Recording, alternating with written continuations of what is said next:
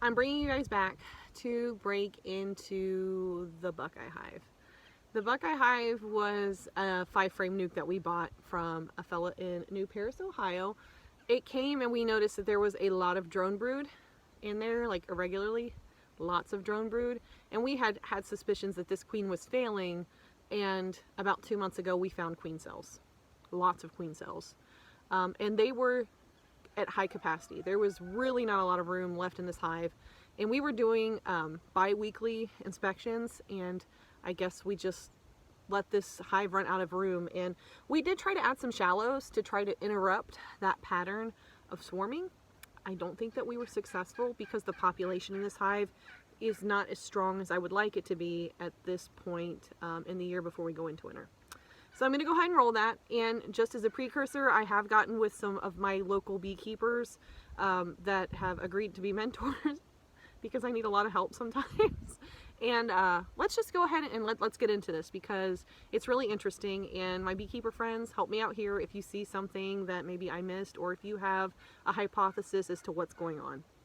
We're getting ready to bump into our Buckeye Hive, but I don't think I'm going to bring you guys along for that. I might turn the camera on if something interesting is happening, if we find like a queen cell or there's horrific news in there, which I don't think there is. They're really calm. The Buckeye Hive, for those of you that don't know, is this hive, and we bought this hive with a 5-frame nuke from a fella up in New Paris, Ohio. So we're going to start breaking into the Buckeye Hive. If anything good happens or interesting, I'll bring you guys along. And I feel like that a lot too when people interrupt me from.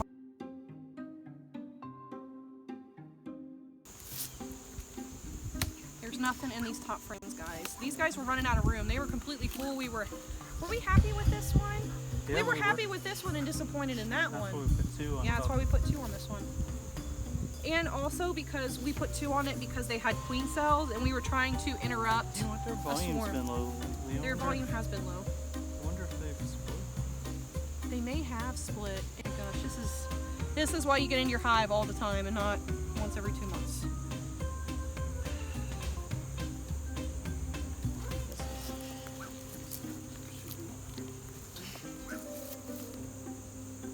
These guys sound different.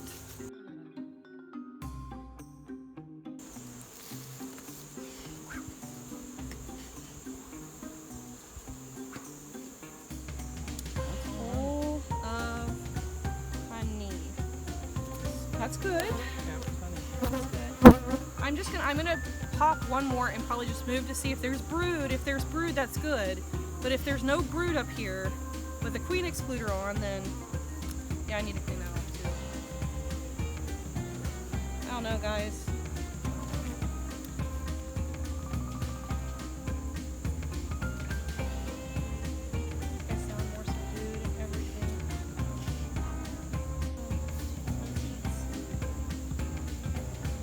At this point, I'm looking for brood. That's the only thing I'm looking for brood at this point. Take one more out and then we're going to stop and do the bottom.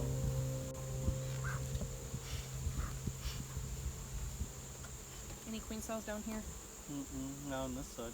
No brood either. No eggs. Oh my god. Oh my god. I'm gonna have to call a mentor. I'm gonna have to find a mentor on this one. Yeah. Well. Okay.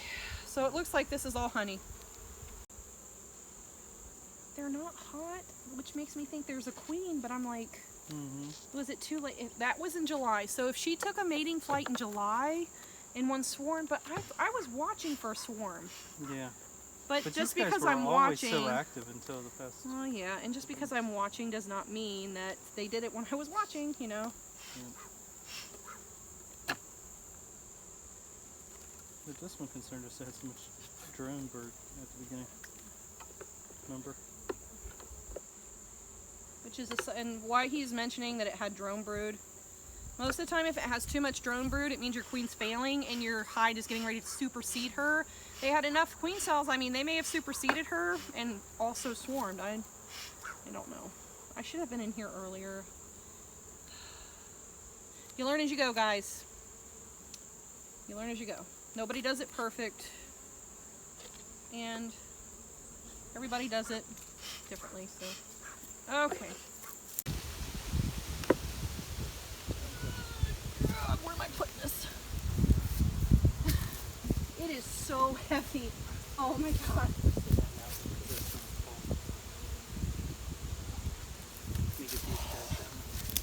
That's so full of honey. That's so heavy.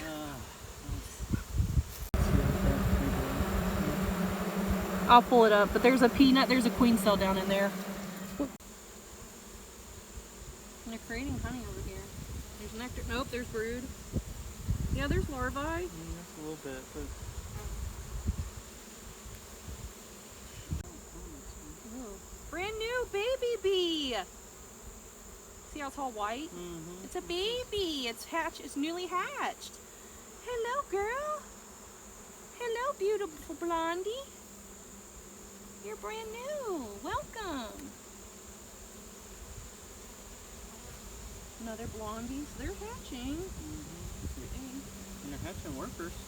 Yeah, this is all worker. Oh, girl. Yeah, they're trying. It's just they've gone backwards. What's up with that? Oh, it's almost capped.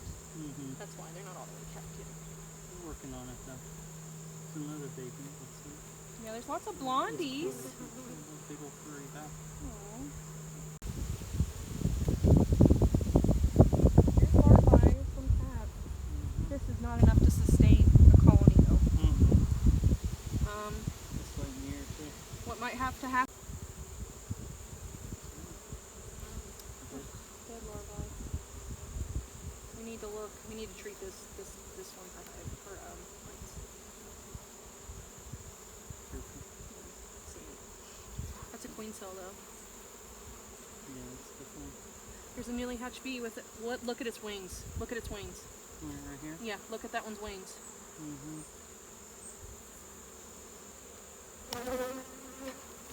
Look at, yeah, bring that.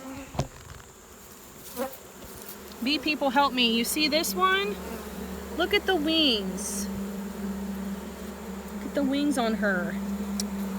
I'm looking at others. And then over here we've got a larvae, and then we've got this queen cell. Oh, I'm sorry. And there's the queen cell.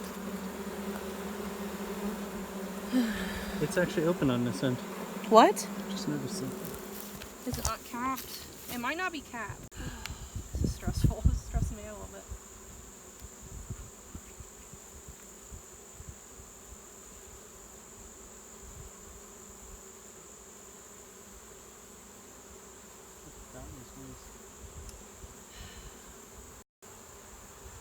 Mites, man.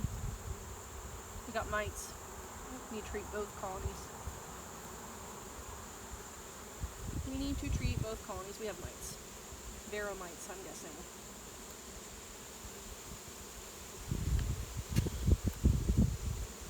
I'll order the treatment. Hope to God we have a queen at this point. Yeah.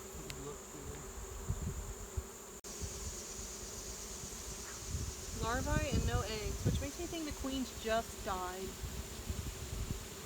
Maybe they can build. See, look, you've got that one. Is that?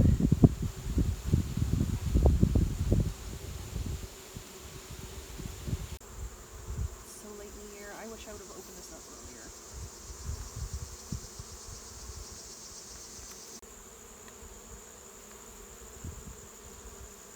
This is more like it, but they've got honey on this now.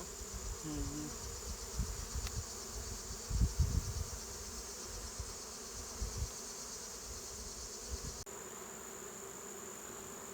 No wings. They're trying.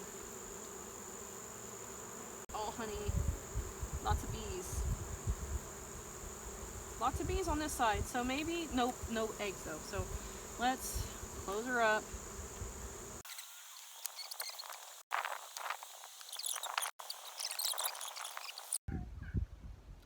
So now that we're done in the Buckeye Hive, just a quick, because I know sometimes it can be really hard to kind of take in everything that's going in, especially like in a hive inspection with someone who is as dramatic as I am. So we got in there, the population was down, the first super was full of honey, like absolutely full. The shallows that we had added on top to interrupt a swarm in the past were not successful. There was nothing in them. They hadn't built any comb. There was no stores, nothing. So I'm really worried that this hive is going to fail over the winter. And when we got down into the second super, there was larva and pupa and cap brood. There were some pupa that were dead, that were white and were being pulled out of the brood cells. And I did notice that there were a couple bees with no wings. So after doing some reading on deformed wing, it's like and correct me if I'm wrong, beekeeper friends, because I'm learning, and sometimes you pack too much information in your head, it's hard to kind of regurgitate all of it out. So a deformed wing virus is usually from Varroa mites. And we have a break and brood. There were no eggs. So I was really, really scared that we don't have a queen. I did find a queen cell. It looked like it was an emergency cell by the way that it was built, perhaps. I could be wrong. I really think that this hive swarmed. I don't think that I interrupted them. I don't think I caught it in time. And even though I was working from home and trying to keep an eye on that hive, I'm pretty sure they swarmed without my knowing. So the larvae looked to be about 8 days old, and the queen cell was already open. So anywhere from like 8 to 10 days, I'm thinking maybe I had a queen in there 8 to 10 days ago. Now, I'd gotten with some of my beekeeper mentors here in Indiana because, like my friend Adrian over at Farmstead Smith says, beekeeping is local. So I really wanted to get some input from somebody in our area that could kind of tell me like what's the normal activity for honeybees in our specific area. And more than one said this is normal. They drop off and brood in the fall time. Because why would you create a lot more mouths to feed that might not make it through the winter? So getting with those mentors, they had said that this is normal to have a drop and brood in eggs. That was completely normal. They're like, you know, you had a queen in there about a week to a week and a half ago, which is good. They're like, give it a week and break back into the hive to see if you can find eggs or maybe even see your queen.